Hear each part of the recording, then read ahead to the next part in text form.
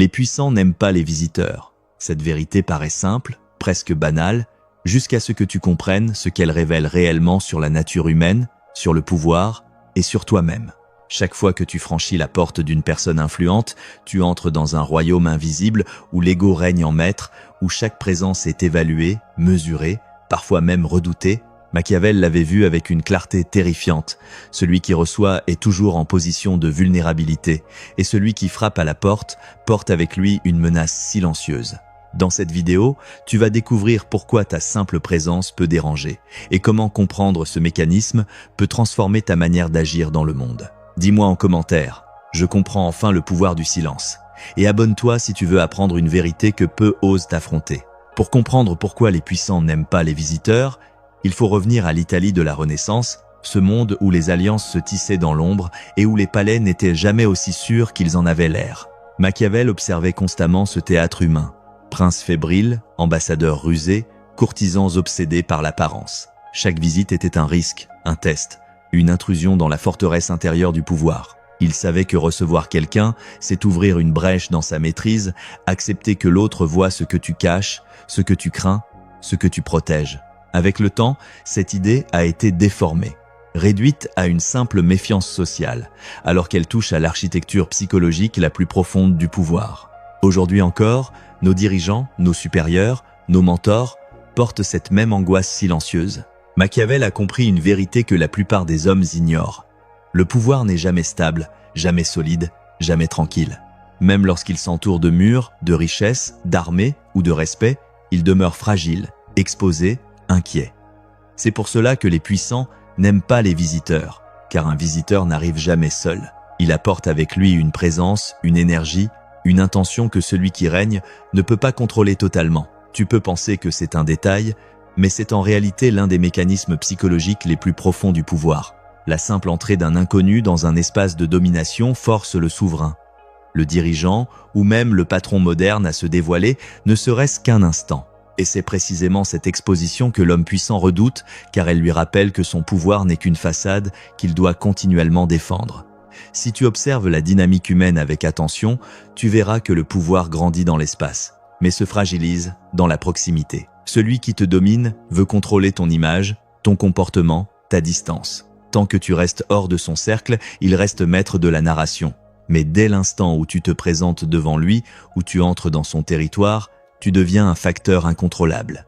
Ce n'est pas toi, en tant que personne, qu'il redoute. C'est le fait que ta présence réduit son champ d'illusion. Les puissants ont besoin d'être regardés de loin pour paraître intouchables. De près, tout pouvoir tremble. C'est pour cela que Machiavel affirmait que les princes préféraient envoyer des messagers plutôt que de recevoir des hommes, parce que chaque rencontre directe met en péril la structure invisible de leur autorité. Imagine un leader moderne, un directeur, un homme politique. Ils peuvent parler devant des foules, donner des interviews, apparaître dans des vidéos préparées. À distance, leur pouvoir semble massif, structuré, indiscutable, mais mêlé en face d'un seul individu qui les observe attentivement, qui scrute leur ton, leur posture, leurs hésitations, et tu verras leur masque vibrer. La proximité tue la mise en scène. Chaque visite est une fissure dans leur armure psychologique. Et plus leur pouvoir repose sur la perception plutôt que sur la compétence réelle, plus cette visite devient une menace. Les puissants aiment les environnements contrôlés. Un visiteur, lui, introduit le chaos. Machiavel, en observateur lucide de l'âme humaine, savait que l'homme en position de force vit dans un état permanent de double tension. La tension de conserver ce qu'il possède et la tension de dissimuler ce qu'il craint. Celui qui vient frapper à sa porte devient alors un témoin potentiel de ses limites, de ses incohérences, de ses faiblesses. Tu comprends maintenant pourquoi les puissants n'aiment pas les visiteurs. Non pas parce que le visiteur demande quelque chose, mais parce qu'il voit quelque chose. Sa présence seule révèle la vulnérabilité du pouvoir. Dans les cours italiennes, Machiavel avait remarqué un phénomène subtil. Plus un prince était puissant en apparence, plus il redoutait les rencontres inattendues. Ceux qui détenaient une véritable force intérieure, une autorité consolidée, ne craignaient pas la présence d'un autre homme dans leur espace. Mais ceux qui n'étaient forts qu'en façade vivaient dans la peur constante d'être percés à jour. C'est exactement la même chose aujourd'hui. Les dirigeants véritablement solides, ancrés, compétents, ne craignent pas d'être approchés. Ils sont transparents, stables, cohérents. Les autres, ceux qui règnent grâce à l'impression plutôt qu'à la maîtrise, détestent les visiteurs parce que chaque visite expose un mensonge intérieur. La vérité psychologique derrière cela est profonde. Chaque être humain construit un royaume intérieur qu'il veut protéger. Mais plus ce royaume est fragile, plus il craint l'intrusion. C'est valable pour un roi, un patron, un ami, un parent, un partenaire amoureux. Certains individus n'aiment pas être visités chez eux, non parce qu'ils ne t'apprécient pas, mais parce qu'ils ont peur que tu vois ce qu'ils cachent, leur désordre, leur solitude, leur vide, leur vulnérabilité.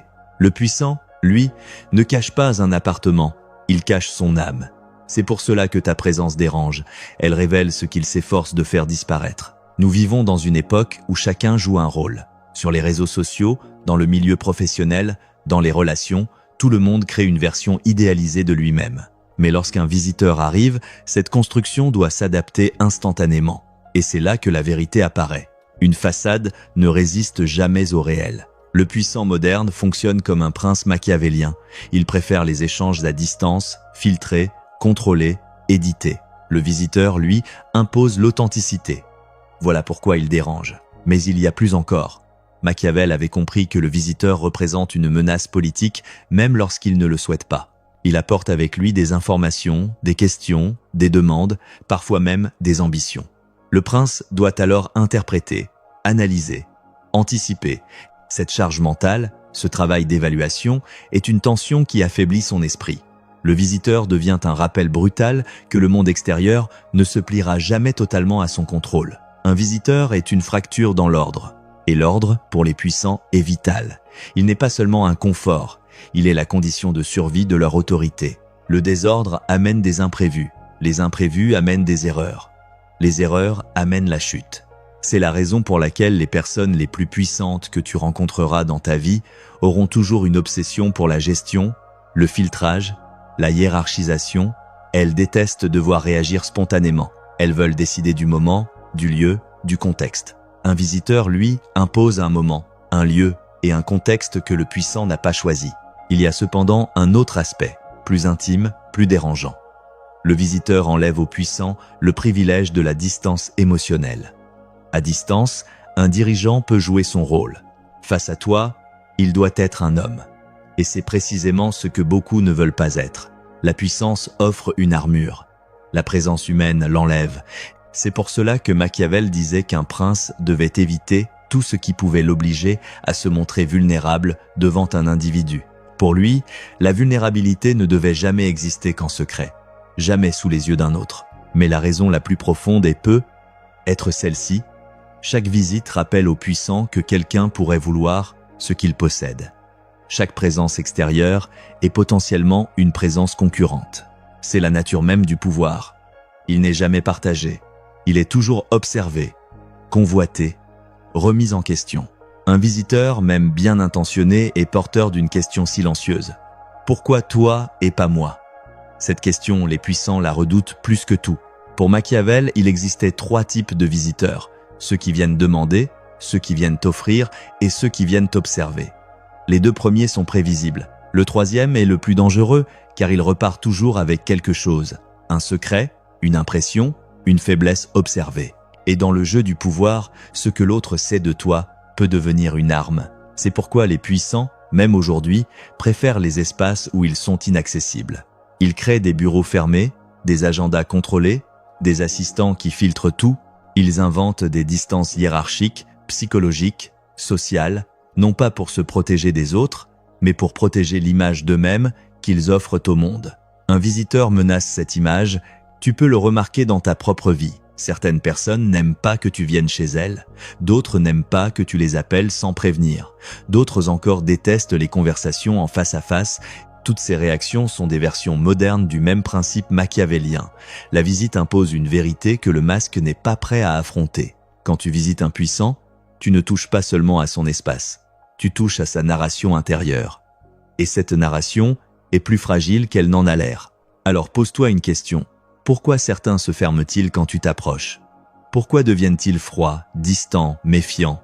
Parce qu'ils sentent instinctivement que ta présence perce la membrane qui protège leur ego. Tu ne fais rien, mais tu représentes quelque chose, un miroir. Et personne n'aime être confronté à son reflet réel. Machiavel avait raison, les puissants n'aiment pas les visiteurs parce que le visiteur est un test de stabilité, de maîtrise, d'authenticité, et beaucoup échouent. Machiavel savait que la peur du visiteur n'est pas seulement une stratégie politique, c'est une peur existentielle profondément enracinée. Dans cette seconde exploration, tu vas découvrir quelque chose de plus dérangeant encore. Les puissants n'aiment pas les visiteurs, non seulement parce qu'ils menacent leur image ou leur contrôle, mais parce qu'ils perturbent l'équilibre psychologique qui maintient leur identité debout. Celui qui règne vit dans une tension permanente entre le rôle qu'il joue et l'être qu'il est réellement. Un visiteur inattendu devient un choc entre ces deux mondes. Il met face à face l'homme public et l'homme intérieur. Et cette collision crée une fracture qu'aucun souverain ne veut affronter. Derrière leur sourire, leurs gestes calculés, leurs mots soigneusement sculptés, les puissants redoutent cette fissure intérieure qui pourrait les exposer à eux-mêmes. Ta présence devient un rappel. La façade ne suffit plus. Il y a dans le cœur du pouvoir une solitude que personne ne voit. Plus un homme s'élève, plus il s'isole. Non pas parce qu'il le veut, mais parce que ceux qui l'entourent n'interagissent plus avec lui réellement. Ils interagissent avec son rôle. Ils parlent au titre, jamais à la personne. Et cette solitude crée une hypersensibilité à toute intrusion. Car le visiteur ne vient pas seulement physiquement, il vient symboliquement. Il pénètre cet espace où le puissant tente désespérément de maintenir un équilibre fragile entre ce qu'il croit être et ce qu'il doit paraître. Voilà ce que Machiavel voulait dire lorsque, dans ses écrits, il insistait sur le fait qu'un prince devait toujours se méfier des audiences improvisées. Ce n'était pas seulement une prudence politique, c'était une prudence psychologique. Recevoir quelqu'un, c'est recevoir une vérité. Plus encore, Machiavel avait observé que le pouvoir repose sur un paradoxe que presque personne ne voit. D'un côté, le puissant doit être entouré pour paraître légitime. De l'autre, il doit maintenir la distance pour rester craint. Ce double mouvement attiré et repoussé est l'un des fondements du leadership machiavélien. Mais ce paradoxe crée une architecture intérieure instable, comme un palais construit sur du sable. Chaque visite rappelle cette instabilité. Elle rappelle que le pouvoir ne tient que parce que l'autre accepte ce jeu, et cela, aucun puissant ne veut y penser. Voilà pourquoi certaines personnes semblent toujours impatientes, irritées ou froides lorsque tu t'approches trop. Ce n'est pas toi qu'elles repoussent, c'est leur propre peur d'être vues telles qu'elles sont. Il existe aussi une vérité que Machiavel connaissait mieux que quiconque, un visiteur porte avec lui le pouvoir du jugement. Pas besoin de parler, pas besoin de critiquer. Ton simple regard, ton silence, ta manière d'être, deviennent un miroir dans lequel le puissant craint de se reconnaître. Les hommes les plus élevés dans la hiérarchie sociale ont souvent une sensibilité extrême au regard d'autrui. Ils veulent contrôler comment on les perçoit, comment on les interprète, comment on les raconte. Un visiteur sabote cette maîtrise, il crée une zone d'incertitude. Que pense-t-il? Pourquoi est-il venu? Que voit-il? Que comprend-il réellement de moi? Ainsi naît une angoisse silencieuse. Et cette angoisse devient l'une des forces invisibles qui façonnent les comportements des puissants. Mais l'aspect le plus fascinant et le plus sombre est celui-ci. Dans le jeu du pouvoir, tout visiteur est un potentiel rival. Peu importe s'il vient avec la paix dans le cœur, avec une demande humble ou un sourire sincère. Le puissant interprète toujours les choses autrement. Il pense en termes de menaces, d'avantages, de risques. Machiavel explique que le prince vit dans un monde où la naïveté n'existe pas. Il ne peut pas se permettre de croire que l'autre vient sans intention. Alors, il se ferme. Il réduit la durée de la visite, il limite la proximité. Il parle beaucoup, mais dit peu. Il accueille, mais ne reçoit jamais. À ses yeux, ton arrivée n'est pas un acte social, mais un mouvement stratégique. Ton existence entre dans son échiquier mental. Et c'est précisément cela qui crée sa méfiance instinctive. Ce mécanisme existe aussi dans les relations privées. Certains amis t'accueillent avec chaleur, mais restent intérieurement tendus. Certains membres de ta famille semblent toujours sur leur garde quand tu entres chez eux. Certains partenaires deviennent irritables quand tu te présentes sans prévenir. Ce sont des dynamiques de pouvoir intime. Elles révèlent l'inconfort profond face à la possibilité que tu vois ce qu'ils dissimulent. La visite devient un scanner psychologique. C'est pour cela qu'elle dérange tant. Même les plus simples parmi nous portent des secrets, des désordres, des incohérences. Et celui qui se sent fragile, incompris, insuffisant ou imposteur, redoute ceux qui peuvent s'approcher trop près. Un autre point que Machiavel maîtrisait parfaitement, celui qui reçoit un visiteur perd, ne serait-ce qu'un instant, la maîtrise de son temps. Et dans le monde du pouvoir, le temps est la ressource la plus sacrée. Le puissant organise son agenda pour conserver la domination. Il maîtrise les discussions en imposant leur durée, il structure son monde pour éviter les interruptions. Chaque visite devient donc une intrusion dans cette construction. Et cette intrusion crée un sentiment de faiblesse. Machiavel écrit que le prince doit toujours éviter de paraître dérangé ou troublé par une demande extérieure. Mais il savait que intérieurement, ce dérangement était inévitable. Pour le puissant, chaque minute non prévue est une minute où il n'est plus souverain. Plus profondément encore, la visite impose une exposition émotionnelle. Face à toi, le puissant doit montrer un visage. Il doit sourire, accueillir, écouter. Et cela demande une énergie immense à ceux qui jouent un rôle. Car oui, la plupart des puissants jouent un rôle, leur identité publique n'est pas leur identité intime. Ils se battent pour conserver une image. Ils craignent de laisser apparaître la fatigue, le doute, l'ennui, la lassitude. En leur rendant visite, tu forces leur masque à travailler plus dur. Tu imposes une dépense d'énergie psychique. Et cette dépense, ils la ressentent comme une agression. Voilà une vérité que Machiavel aurait exprimée aujourd'hui. Plus le masque est lourd, plus la visite fait mal. Il y a aussi la dimension du territoire. Machiavel était obsédé par l'idée que chaque homme se définit par le territoire qu'il contrôle. Cela peut être un royaume, un bureau, une maison, un espace mental. Quand tu entres dans le territoire d'un puissant, tu entres dans une extension de son ego. Il doit alors défendre cet espace symbolique. Même si tu es un ami, un invité, un partenaire, ta présence déclenche en lui un mécanisme archaïque, l'instinct de protection. Cet instinct n'est pas rationnel. Il est culturel, animal, psychologique. Machiavel l'avait compris bien avant les neurosciences modernes. Le territoire n'est pas une zone géographique, c'est une zone identitaire, et le visiteur la traverse. Ce simple acte est vécu comme un micro-assaut contre l'intégrité personnelle du puissant. Le plus ironique, c'est que beaucoup de puissants auraient besoin de ces visites pour retrouver un peu d'humanité. Mais ils les refusent par peur de perdre ce qu'ils croient être leur force. Ils ne réalisent pas que cette force même repose sur un mensonge psychologique, croire qu'ils peuvent exister sans être vus réellement. Machiavel, lui, savait que l'être humain ne peut jamais échapper complètement au regard de l'autre. Tôt ou tard, quelqu'un voit à travers le rôle, quelqu'un perçoit la vérité. Et cela effraie davantage que la chute du trône. Cette peur du visiteur est aussi liée à une autre illusion, celle du contrôle absolu. Les puissants imaginent qu'ils peuvent tout anticiper, tout prévoir, tout dominer. Mais un visiteur brise cette illusion. Il peut poser une question inattendue, aborder un sujet sensible, amener une énergie différente, provoquer une réaction involontaire. Le puissant comprend alors que son contrôle n'est pas total. Et cette prise de conscience le rend nerveux, brusque, distant. Le visiteur est un rappel brutal.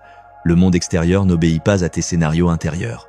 Enfin, il y a cette vérité ultime que Machiavel effleure dans ses écrits, mais que peu ont osé formuler.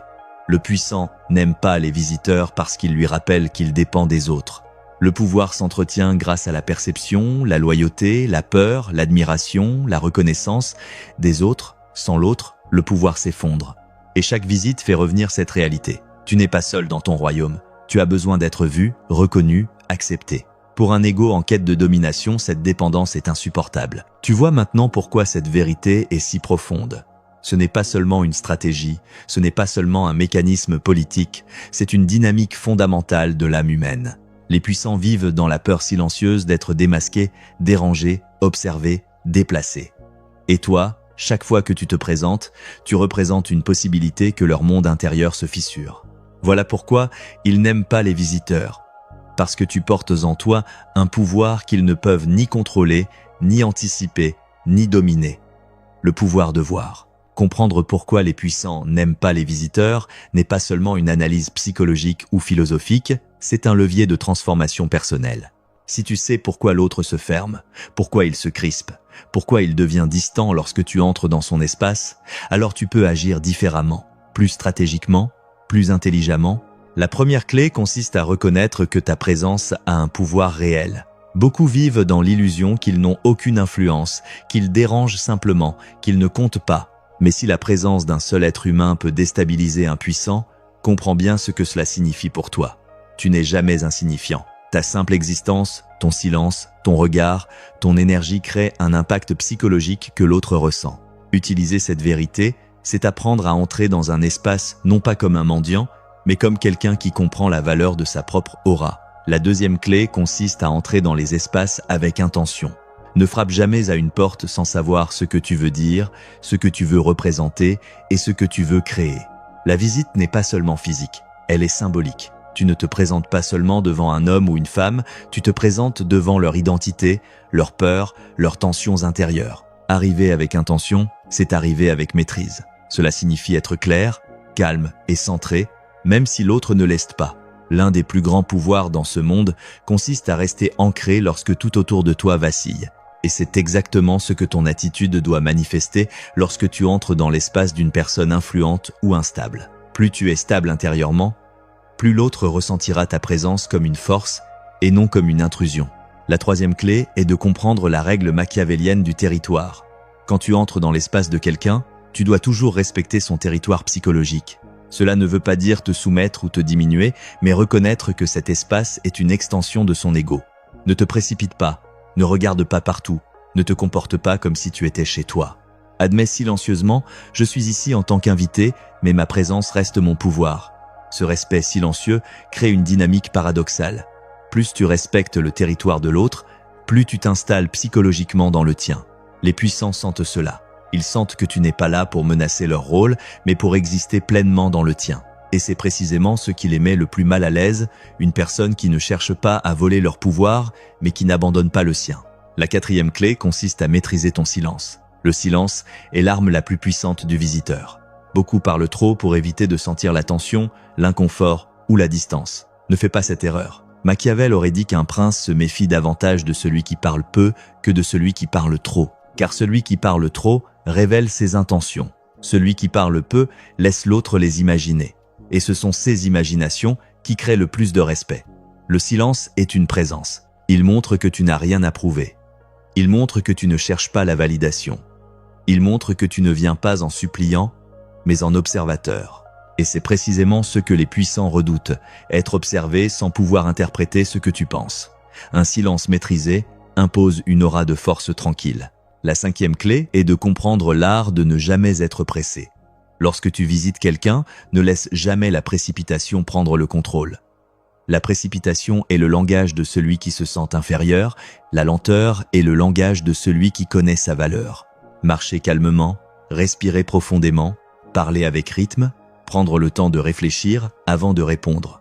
Tout cela construit une perception de maîtrise intérieure. Les puissants sont souvent entourés de personnes nerveuses, stressées, soumises. Si tu arrives avec un calme profond, tu deviens immédiatement une anomalie. Et dans le monde du pouvoir, les anomalies attirent l'attention, le respect et parfois la crainte. La sixième clé consiste à ne jamais oublier que ton rôle n'est pas d'être aimé, mais d'être perçu avec clarté.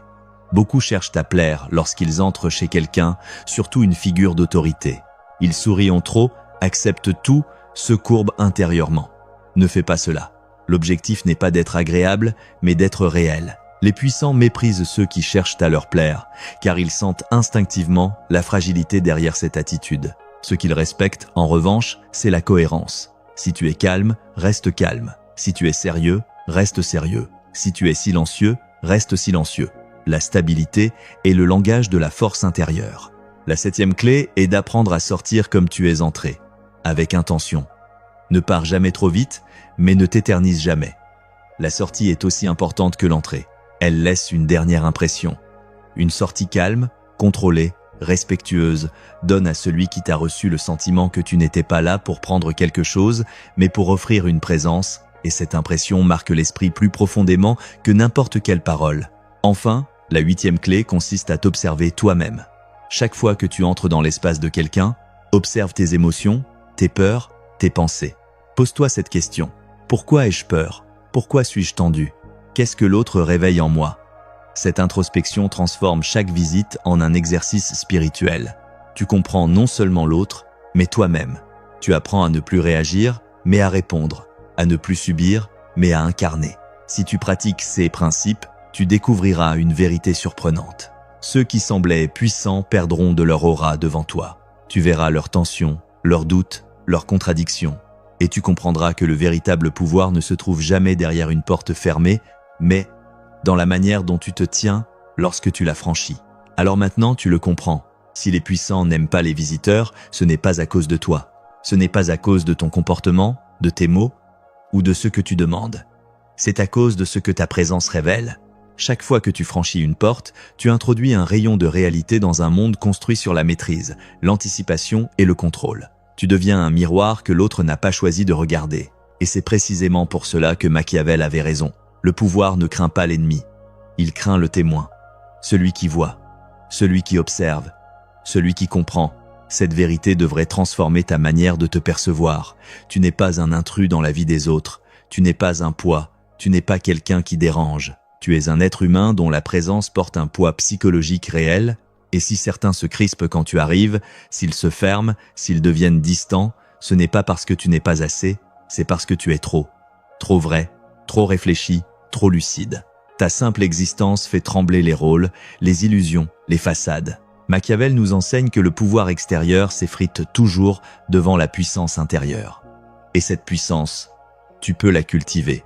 Elle ne dépend ni d'un statut, ni d'un titre, ni d'une position sociale. Elle dépend de ta conscience, de ta stabilité, de ta manière de te tenir dans le monde. C'est cela qui fait de toi quelqu'un que les puissants regardent avec prudence. Alors retiens cette vérité. Tu n'as jamais besoin de diminuer ta présence pour rassurer les autres. Tu n'as jamais besoin de t'excuser d'exister.